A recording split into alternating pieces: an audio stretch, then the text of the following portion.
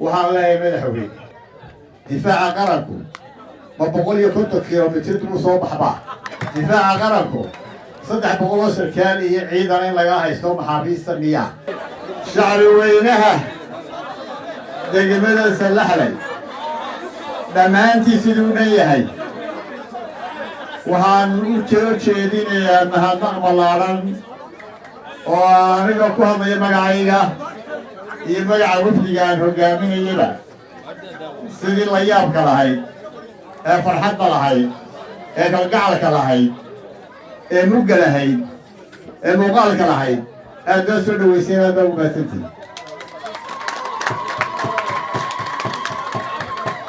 waxaan u mahadnaqayaa dhammaan salaadiinta madaxda dhaqanka oo oday u yahay Suldaan Daawud Suldaan Maxamed Suldaan Cabdilqaadir iyo dhammaan salaadiinta kale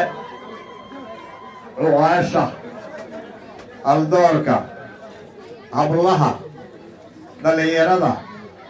iyo waayeelka dhammaantiin mar labaad waxaan leeyahay waa mahadsantihiin waxaan halkan uga mahadnaqayaa Suldaan Yuusuf waxaan uga mahadnaqayaa inuu deeqa bug leh ku yaboohay oo qaadhaana oo xisbiga siiyey 2 baabuur iyo 4 guri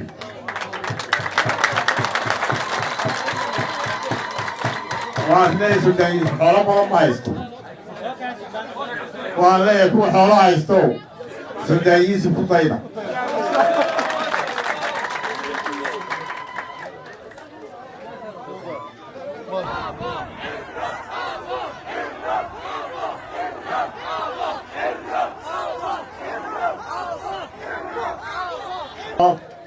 ololaha doorashada madaxtooyada jamhuuriyadda Somaliland waxaa doortay inaan ugu soo baxo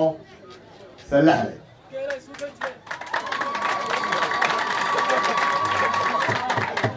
waxaa ku doortay waa hooygii gurigii Suudaanka guud ee Somaliland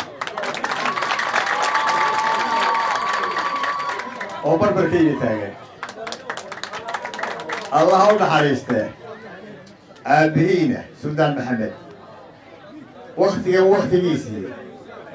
bishii kaambeynka maalin kuna igama hadhin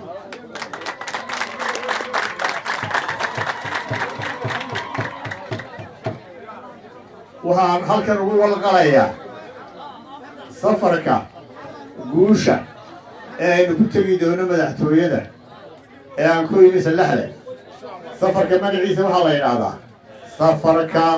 nabadda midnimada iyo doorashada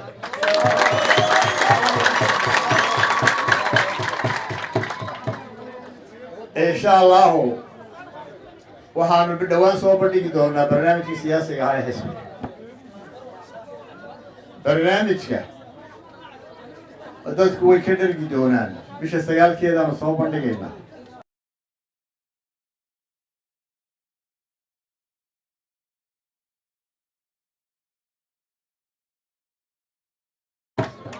waxaan shacbiga Salaxley iyo Somaliland u sheegaya inaan u kala eexan doonin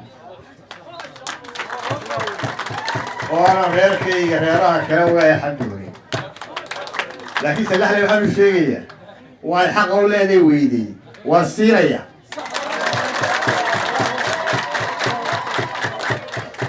oo ay ugu horeyso wadada taariikhiga ee wadada cad la yidhaahdo ee isku xidha Hargeysa iyo Buuxa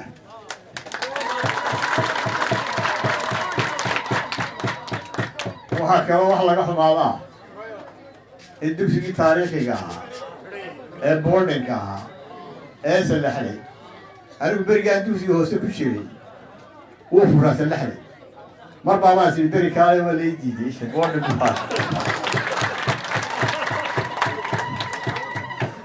bal qiyaasta waqtiga yahay waqtiga uu furaa إما كان موسى الباب ضل حرية حكومتي إن شاء الله صدق كعصو وهم الله قاضي هداني مع حكومته إن يسكن كفو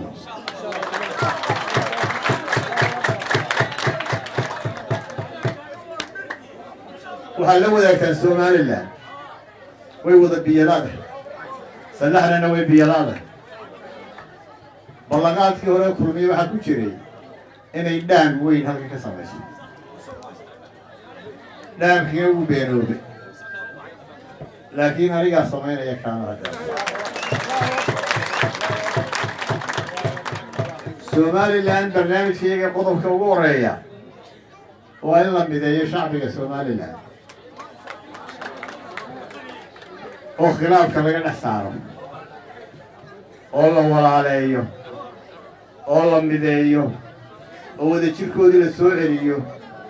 oo wax wada lahaanshoodii la soo celiyo Somaliland markay midowdo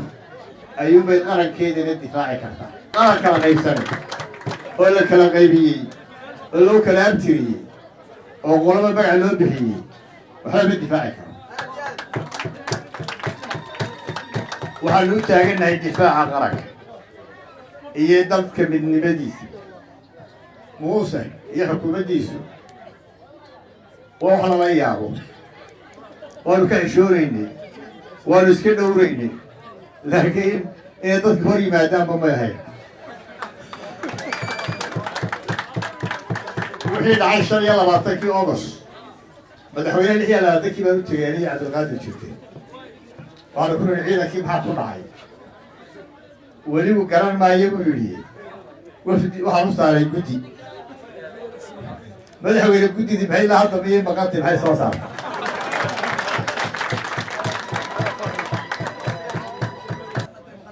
anigoo ku fogaanaynin waxaan leeyahay madaxweyne difaaca qaranku ma 150 kilomitir dib u soo baxbaa difaaca qaranku 300 sarkaal iyo ciidan in laga haysto maxaabiista miya difaaca qaranku ma 300 tikidhka ka soo cararma oo nooha iyo fitiseeriito oo halahan inta kale dalka loo turaya inta wax ku walaalahay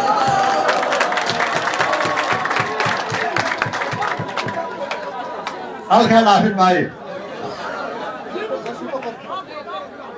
waxaa ka xumahay in boqor Axmed la dhaawacay boqor Axmed iyo caruurtiisiina ilaahay waxaan ugu baryayaa inuu caafimaad siiyo boqorkii caruurtiisa waxaan leeyahay meel ka dhac bay ahayd gef bay ahayd in boqorka taxadigaa lagu sameeyo walaalayaal Somaliland maanta waa ka waraysaan xukuumaddii Somaliland way fashilantay qarankiina way fashishay ciidankii waynu ka warhaynaa jabka gaadhay dhaqaalihii way burburisay ammaanadii loo dhiibay way dayaacday waxaan anigu sheegayaa shacbiga Somaliland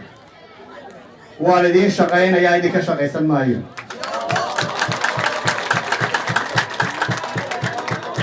balwannadana idinku qabsan maayo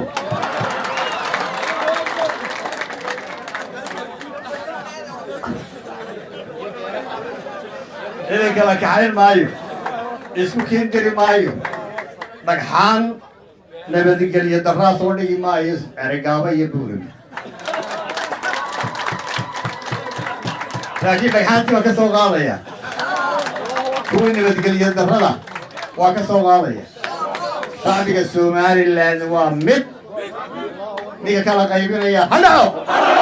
ninka kala qaybinaya hadhaco ka magacyada u kala bixinaya hadhaco Somaliland ha noolaato Somaliland ha midowdo waa inoo 13 November